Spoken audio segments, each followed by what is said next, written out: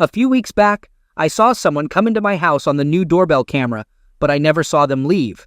The next day, the footage disappeared.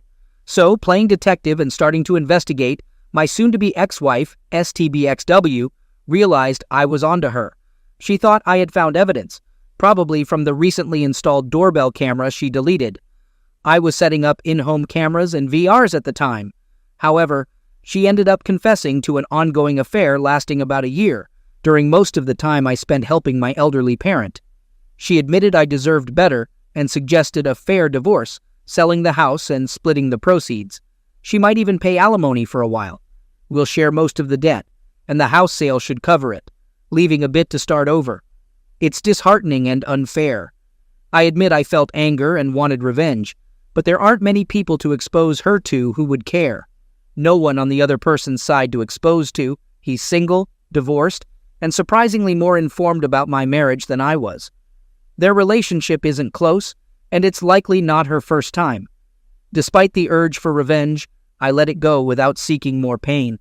This situation comes at a crucial time as I deal with elder care issues, and I don't have the energy or desire to fight for anything. She offered to fix things, but we both know there's too much pain and wrong between us, and I'm still broken from being cheated on over 25 years ago. Some scars never heal. I've recently questioned if my entire relationship was a rebound, but I'm a committed person, and once I commit, I'm all in. Maybe I did it too soon. Now I can't see trusting anyone again. So there's no confrontation, revenge, or exposure, just two lives torn apart. Now I have to rebuild myself without my pride and ego. It's another failure in a long list of them. Life as I knew it is over, and I'm just going through the motions to handle things. I don't want to go home, but I have to pack and prepare the house for sale. Then I need to find an apartment, and I don't even know where I want to live. It's all just lousy. I wasted more than half my life on someone. The only blessing is not having kids since, once the divorce is final, I won't have to be in contact with her, though that will take time. Every time I hear her voice, the pain resurfaces. My version of pain shopping is looking back at our pictures and the otherwise good times we had. I can't figure out why I'm so stuck in the past, mourning something I thought I was ready to move on from. I lie awake, thinking about everything I did wrong, believing I was never good enough for anyone, and wondering why I deserve to be treated poorly. I reflect on how crappy my life is and why I always seem to end up on the losing side. Now, I'm old, broken, and feel like I don't deserve this crappy life. No hopes, no dreams, just alone in my thoughts. More thoughts from later last night. She hasn't even called or texted me since I left. I did tell her not to, and I meant it. She probably knew I did. But not a single, sorry, not a, are you okay? Is she just sitting at home watching a show like it's any other Tuesday? Or maybe not. During the Christmas before last, we discussed how we ended up in a dead bedroom. I mentioned that about 15 years ago, we went through many premature births from IVF, and the experience scared me away from closeness for a long time. I was terrified of accidentally getting her pregnant and losing the baby. It led both of us to seek mental health help, and we barely pulled out of deep depressions with help and luck. Now things have worsened after her confession of a year-long affair. I said something very hurtful about her deserving to lose our kids. I might send her an apology text for that statement. Could saying my fears from over a year ago have triggered her to cheat on me? I only shared that with my therapist at the time, and we decided it wasn't the right time to discuss it with her. Maybe she blames me for our years of a dead bedroom. Maybe it's all my fault.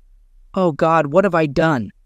After thinking it over, against my better judgment, I called. I knew she probably wouldn't pick up, so I left a voicemail apologizing for what I said. I admitted it was hurtful and not true. I acknowledged that it's over and suggested we handle it like adults in our 50s, not like the 20-somethings we were when we met. I expressed hope that she finds what she needs and left it at that. My wife called me last night. She appreciated my apology and knew the things I had said were to try to hurt her.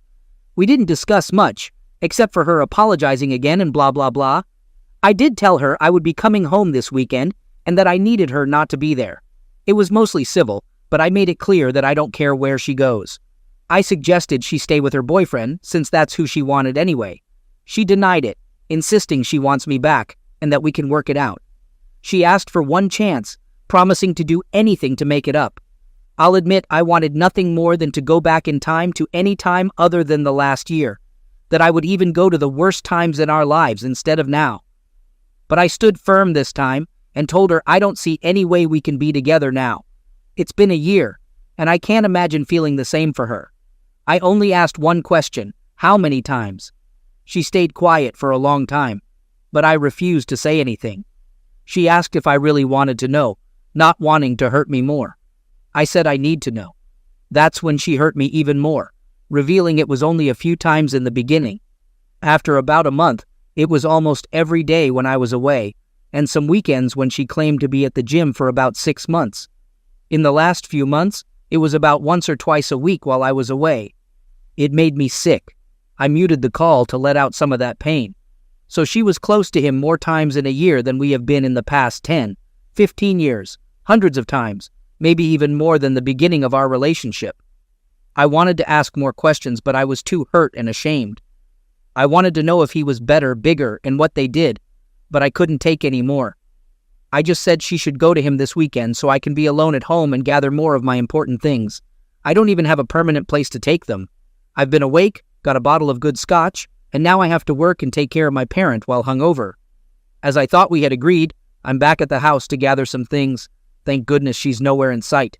I'm gathering some documents I forgot when I left last weekend, packing clothes and other things. It's going faster than I thought. I'm determined to keep moving before I get too down. In the basement, packing up a few things is tough, but I want to keep moving. Faintly over the tunes, I hear water running in the pipes. It goes on for a while before I notice. I walk upstairs and hear the shower going. I'm stunned.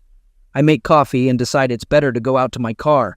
I sit in the driveway, considering driving away, but I just sit there stunned.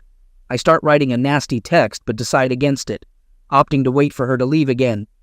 My new neighbor introduces himself as I stand outside having a smoke. I don't tell him anything but try to be cordial. As we part ways, the garage door opens, and she's behind her car, asking to speak to me. I stand through introductions from the neighbor and my wife. We go inside, and I'm still dumbstruck. I ask why she's here. She explains she can't check into the place she's staying until later today and was at the gym. She thought I wouldn't mind showering and grabbing more things. She assumed she could come and go without a problem since she didn't see me around initially. I stand there, wondering who this person in front of me is. Luckily, after a brief and awkward apology on her part and a suggestion for more counseling, I look her in the eye and say no. I tell her to leave. I have things to do, and she agreed to stay away. I say this is what she caused and go back to the basement. I sit here typing this, trying to control myself and my blood pressure. I just heard the garage door open and close, so thankfully she's gone. Now I'm a bit of a mess, wanting to get back to packing, but my bourbon collection is staring me in the face. I already had one good belt earlier. I know if I have another this early, today will be even more of a bust. So, here it goes. Sunday comes after another night without sleep, filled with packing and a lot of anguish. Everything was tough, the memories, pictures, and items we had chosen together. Our wedding album and other things just stirred up more emotions I tried to control. Despite the difficulty, I persevered and focused on the things that mattered most to me. Unfortunately, one item brought me the most pain, the sealed urn containing our children's ashes. We had planned to combine our ashes and have a relative scatter them in the ocean near our favorite beach when one or both of us passed. Well, that plan is off now, but here's the thing. I don't know if it's wrong that I want to keep it with me. I know I have to discuss this with her eventually, but I'm unsure how that conversation will go. I don't know if we can have it opened and split the remains. It feels wrong, like neither of us is getting them. I'll ask my attorney about it when I retain one, I guess. I didn't mention it to her since my confidence in her was below zero at that point. Sunday evening, I'm nearly packed with things I'm taking with me for now.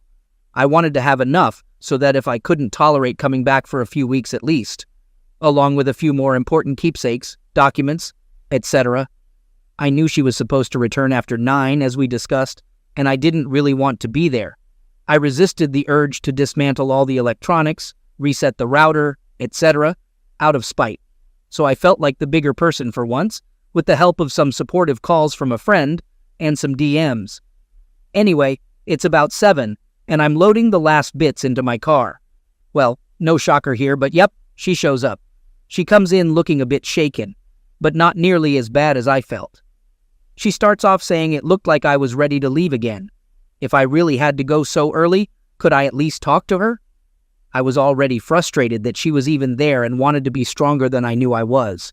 I said I didn't want to be too late, and I had to get back in time for the weekend help with my parent to be relieved. That I only had a few minutes, but if there is something important, she can tell me, and if needed, I could call her while driving. She then says she understood, but that she really needed me to know what was going on with her this weekend, and she wished we could talk without me being angry. She said she spent the weekend alone. Not sure I believe this, but considering all that had happened and what she's done to us, that she knew I couldn't forgive what she's done, but that she does and will always love me and be in love with me forever.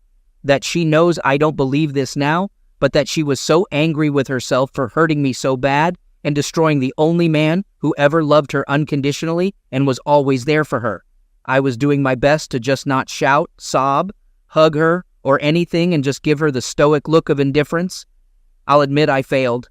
My eyes watered up, but I struggled to not let the tears fall. Yeah, I failed at that too, but didn't really speak. I figured I'd just listen and hope to still just leave after she said what she had to. I listened to her say many things and justifications, reasons why she thought she did this for so long, why she didn't stop herself, why even when she thought I knew, she thought I just didn't or wouldn't care. How she had thought I must have been cheating for so many years. How I never seemed to want her. How we had been just roommates. How she still knew I was the only man she wanted to spend the rest of her life with. How she wanted to come to me so many times and confess, but that she knew I would never be able to accept it and her back if she told me what she did. At every turn, she repeatedly admitted it was entirely her fault and not mine. She mentioned her intention to seek counseling to understand why she engaged in such behavior for an extended period. She claimed our life together had crumbled because, despite having everything she desired, she thought she could live the rest of our lives without closeness, a decision she said she had come to terms with. She even stated that I could be with other people if I desired, and it all seemed like typical behavior of someone who cheated. As I suspected, she eventually shared that during our conversation 2 Christmases ago, she became really upset when she learned I was afraid of closeness with her due to the fear of getting her pregnant again.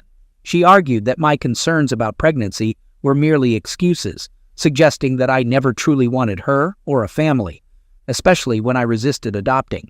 She admitted to growing upset every day, feeling that the only thing missing in our lives was closeness and family, which she believed I had kept from her. She expressed anger, believing that I had always blamed her for our child losses and lied every time I claimed otherwise. She felt I had been disgusted by her for losing our children, and that resentment lingered. Despite all those years, she claimed to have loved me enough for both of us. When my parents' health worsened, she thought I was just using it as an excuse to be away from her. Suddenly, everything clicked in her head, and she believed all her fears were true. She just wanted to be loved, and she felt I hadn't been truthful about my feelings all along. The person she referred to as the gym guy wasn't even a possibility until all these realizations hit her. She insisted she had never thought of being unfaithful and initially did it out of spite. Afterward, she realized how much she missed closeness, although she kept telling him it was only about closeness. She claimed she had no intention of leaving me and didn't discuss me with him, though that seems doubtful now. Eventually, she admitted to growing a connection with him, telling him she hadn't felt like this in years, but it was nothing like what we shared. She reached the point where she insisted it was over and hoped I could forgive her. She wanted us to talk again to find a way forward, even if we decided to split, asking for time before considering divorce. She argued that I had been dishonest for many years and should give her the chance she believed she deserved. At this point, I'll confess I couldn't handle it anymore and exclaimed, "You deserve a chance after a year of cheating?" I reminded her that when I shared my past fears, I had worked through them in therapy and had never mentioned them again to avoid this exact situation. I explained that despite my efforts in recent years to reach out, be more engaged, romantic, and connected, she responded minimally. I revealed that opening up my deepest secret with her was intended to bring us closer. but instead, she used it against me to cheat and devastate my life. I admitted I felt so shattered that I considered ending things almost daily. While she admitted having similar thoughts, she claimed she couldn't do that to me. In frustration, I screamed at her, "But you can do this to me? For a year?" After calming down, I asserted that I could never be open and vulnerable to her or anyone else again. Knowing how she weaponized my fears, weaknesses, and honesty against me had forever changed me. Although I had feared this was the catalyst after reflecting on everything last week about how and when it happened, according to her, I still wasn't sure I believed her claim that she hadn't done this before. I was already running about 45 minutes late from my planned departure time. I knew I had to speed up on the highway, and my mind wasn't in the right place.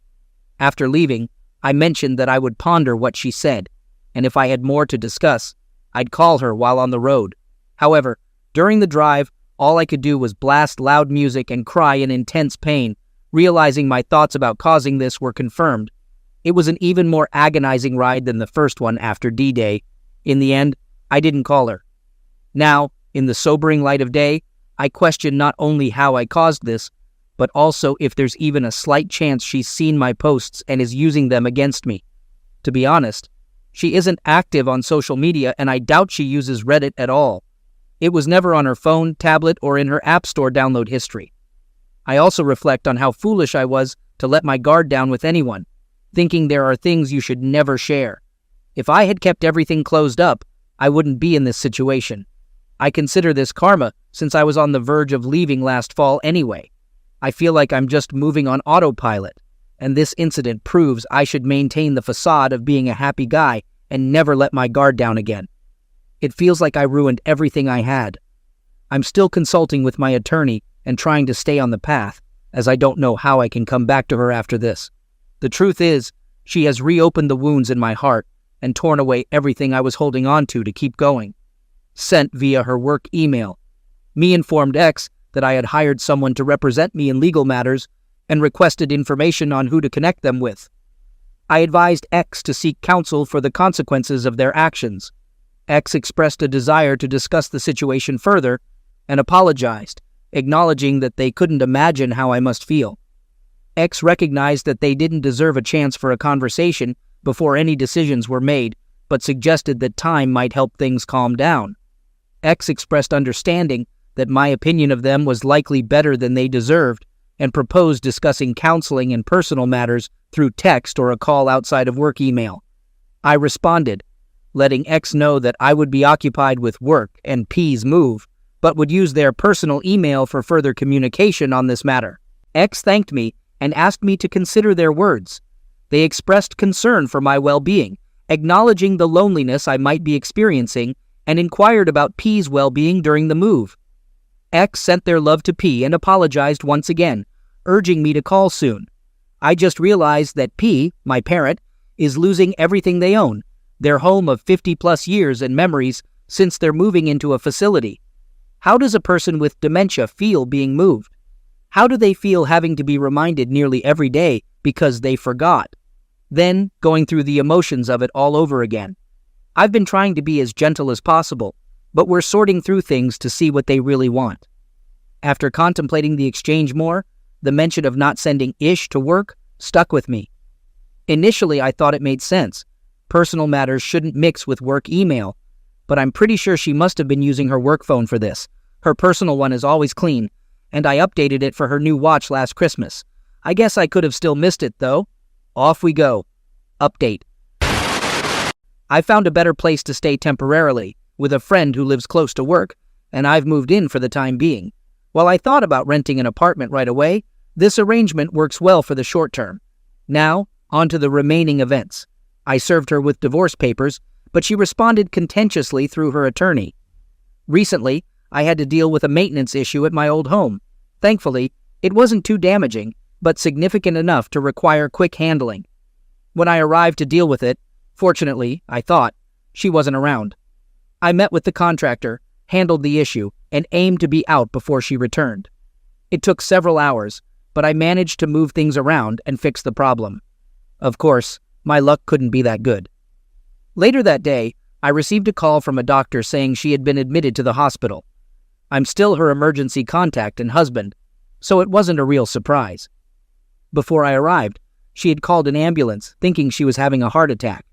It turned out to be a panic attack, but she told them she had constant self-breaking thoughts and was admitted for observation. She's been in there since, so I had to inform her boss about her medical leave.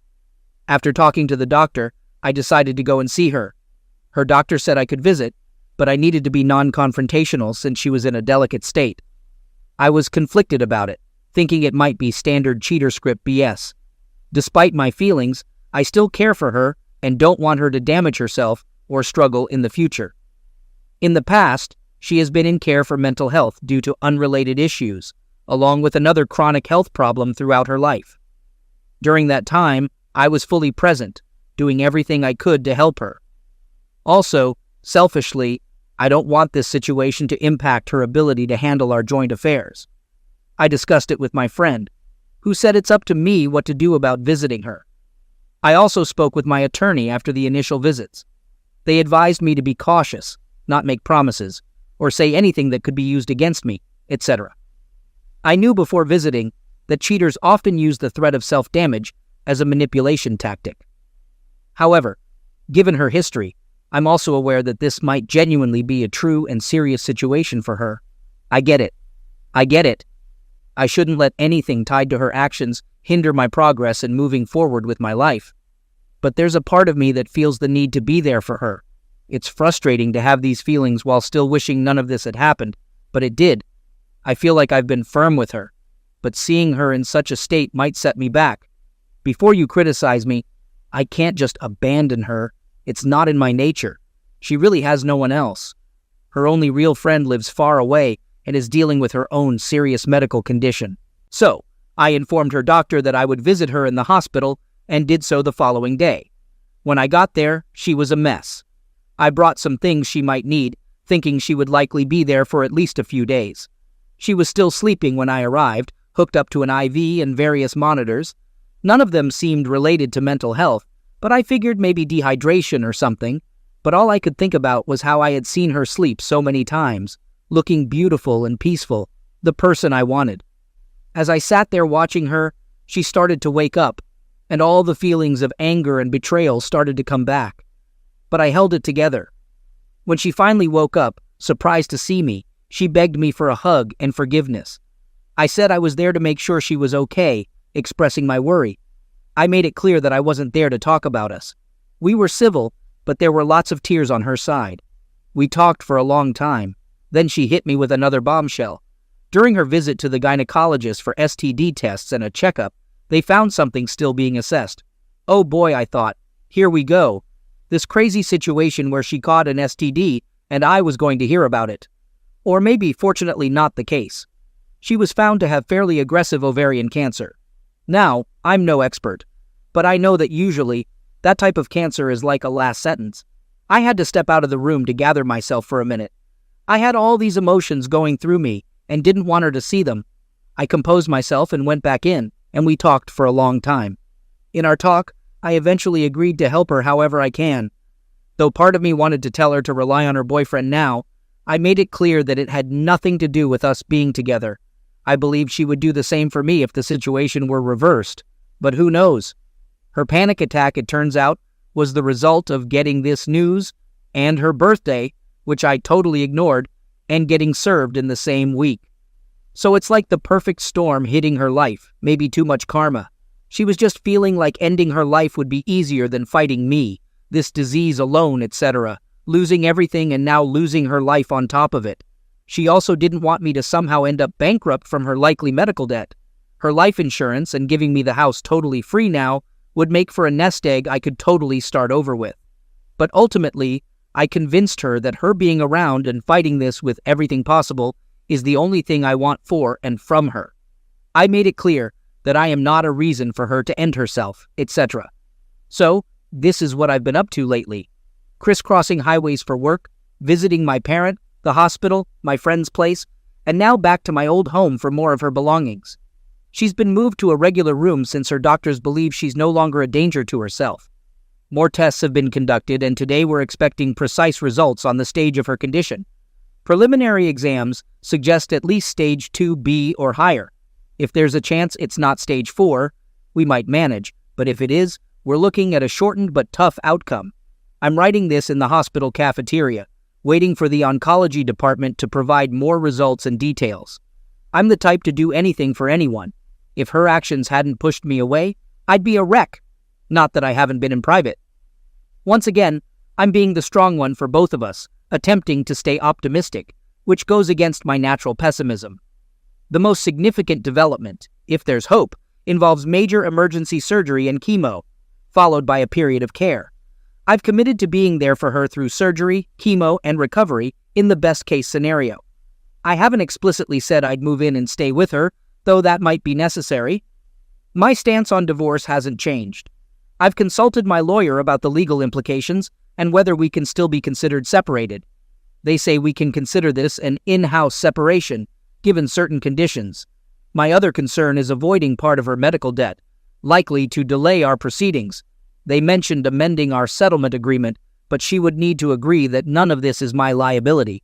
So, is there a chance I can care for her through this, avoid emotional reconnection, and still move on with my life, regardless of how this unfolds? Update. For those still interested, I finally met with the doctors. It's stage 2B, and it has spread.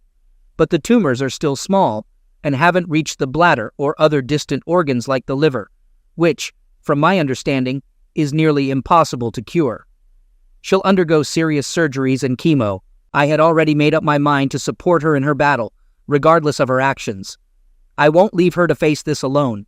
Some might say it's not my responsibility anymore, but I can't be that tough person I thought I could initially, or what some folks here suggest. Well, I'm too old to care what people think. I'm doing it for myself. I'll continue with the separation and divorce. Unfortunately, I'll probably move back in for in-house separation to assist her for a while. I've discussed the plan with my attorney. They understand my position and say we can still consider any time I'm there as separated, as long as we don't share a bed, which isn't a problem for various reasons.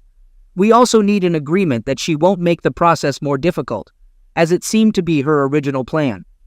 I'll ensure she understands that a condition of my support is that she doesn't contest and drag out the process.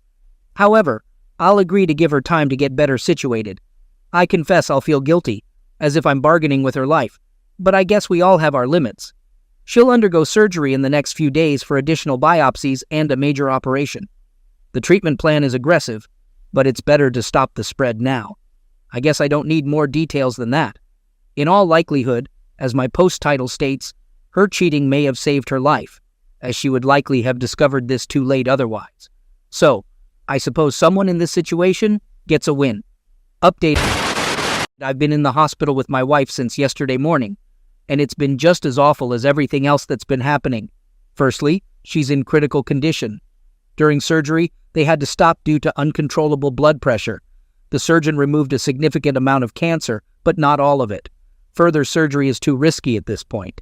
Last night, she had a seizure, causing additional damage and bleeding, leading to another surgery, despite it not being advised earlier, to stop internal bleeding. She got out of that surgery earlier this morning, but has been in and out of consciousness. They're doing everything possible to prevent her from having a stroke. I'm not sure if she'll make it, but I've been without sleep for 2 days, imagining the worst. She's a bit more stable, but it's still a delicate situation. Additionally, while waiting for her initial surgery, I used her work phone and saw a message from her affair partner a few weeks ago from an unrecognized number. Although she had his other number blocked, she kept their conversation. He was apologizing for how he treated her the last time they met. There's a whole story there that I won't go into, but it happened because I tracked him down, almost doing something foolish and dangerous. He reached out to her, and she bargained to meet with him to avoid legal trouble. This was almost a month ago. Anyway, I saw her response that he was the biggest mistake of her life. She hated herself for meeting him, and she would never be in touch or see him again. For everyone's safety, she asked him not to contact her again. I don't take this as anything, as I found it, not something she admitted to me, so I guess she still has her secrets. Although I went through everything, including her work emails and personal accounts, and looked back before last year, I found nothing suspicious before then. Again, it doesn't change my mind about divorce or helping her. I guess I'm just ranting since everything is messed up right now. Whether she lives or dies, she may never know that I know this, and it only proves to me that she's still capable of lying to me. I don't even know if we'll ever have the chance to talk about it. At this point, it doesn't really matter. So either way, I may be done with my posts since nothing else matters if she's not alive, has some brain damage, or is in a worse state than expected. I'll still do what I can for her and hope for the best, but naturally, I expect the worst. The best I can hope for is to get some actual sleep before the week ends. Update. Here's the latest update on my challenging situation. My wife's condition has been fluctuating, mostly for the worse. The medical team suspects she had a small stroke, but she's holding on and showing slight improvement over the weekend. While she's not out of the woods, doctors are a bit more hopeful. She's been conscious more, experiencing a lot of pain and on strong medications. They moved her from intensive care, and she'll likely go into rehab before returning home. On Thursday, my wife's best friend, M, reached out to me. We hadn't spoken since this ordeal began, and I assumed she knew and was supporting my wife. I left her a voicemail the night after my wife's first surgery, just in case they hadn't talked, informing her about the critical situation. I suggested that if she wanted to see my wife, she should do so soon, in case the worst happened. Although M and I weren't very close, she and my wife had been friends since their teens, and they went to college together. We spent time together on holidays and a couple of vacations. M called on Thursday, expressing sympathy for what we were going through and asking to visit my wife. She also inquired if she could stay at the house, possibly thinking I still lived there. I agreed, even though staying in my own house part-time still causes me pain. M is a genuinely good person, and I knew losing her friend was weighing on her. I picked her up from the airport Thursday evening, and we went straight to the hospital. During the drive, we discussed my wife's condition and everything that happened since the surgery. M finally revealed that she knew about our situation. She mentioned that my wife had only told her everything a few days before being initially hospitalized when she received the news about cancer and being served. They hadn't talked much last year, not like before, and M thought it was because my wife struggled with the news about M's own medical struggles and was not good at potentially losing her best friend. The kicker was that M had shared her suspicions about her husband cheating with my wife. They were working through it, but M believed it was just emotional, thinking he had a crush on someone at work, but didn't pursue it. She advised my wife on how to handle the situation, marriage counseling, set boundaries, and demand the respect she deserved. M shared how they had argued a lot when she told my wife. She wasn't sure they could still be friends after knowing how deceitful my wife was to both her and me. M even cursed my wife out, saying she deserved the consequences in the divorce. This was surprising because M is not someone who usually curses. She's pretty religious and straight-laced. M mentioned that my wife had called her a few times after, but she had ignored the calls, thinking I was trying to involve her more. When she heard my message, she knew she couldn't go without seeing my wife again if the worst happened, and didn't want it to be their last words. So she called me to come visit. We spent a lot of time together this weekend, not in any inappropriate way, but she shared more insights after visiting WW. We talked almost every night until very late, and it was nice because she never pressured me to stay together. After each visit, she seemed more lenient on her. Last night, she surprised me by revealing that WW had asked her to discuss DNR, do not resuscitate, and other end-of-life matters with me. DW wasn't sure if, in the worst-case scenario, I could take her off life support. If her condition worsened, she expressed a desire to end her life to avoid more suffering or living with severe disabilities. DW asked M to convince me to let her go if the time came and I reached out or couldn't cope with the outcome.